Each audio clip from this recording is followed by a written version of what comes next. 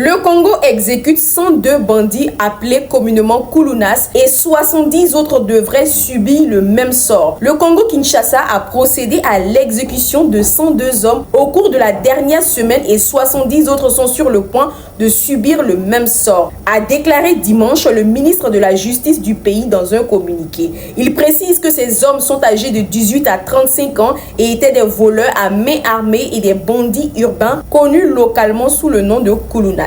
Et ils ont été exécutés dans le nord-ouest du Congo. 45 d'entre eux ont déjà été exécutés à la fin décembre et les 57 autres ont été exécutés au cours des 48 dernières heures. C'est le ministre de la Justice en personne, Constant Mutumba, qui supervise les exécutions, a déclaré dimanche que le 3e lot sera exécuté et les 2 premiers ont déjà subi la mesure d'exécution. Rappelons que la peine de mort au Congo a été abolie en 1981, mais a été réintégrée et rétablie en 2006. La dernière exécution en date a eu lieu en 2003. 15 pays africains qui pratiquent la peine de mort.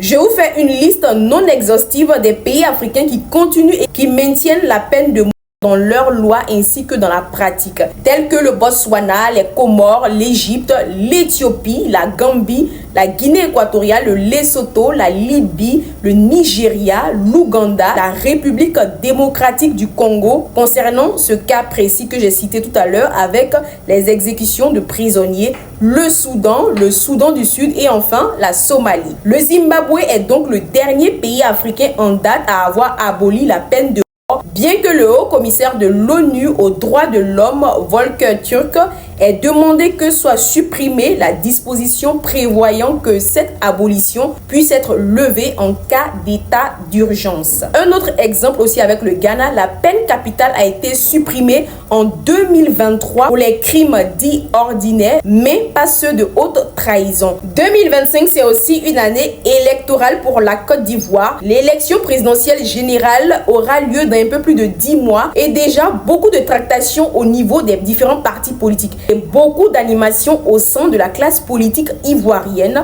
notamment avec le personnel politique du PDCI-RDA de la région du Hambol qui se désolidarise des agissements de Jean-Louis Billon dans une récente déclaration. Il dit ceci et je cite: « Le personnel politique du PDCI-RDA de la région du Hambol n'est associé ni de près ni de loin aux initiatives de M. Jean-Louis Billon qui agit en toute liberté », a déclaré le porte-parole des militantes et militants du plus vieux parti de Côte d'Ivoire au terme d'une rencontre le samedi 4 janvier 2025 au siège du parti à Katiola. Ce sont des informations relayées par newsabidjan.net.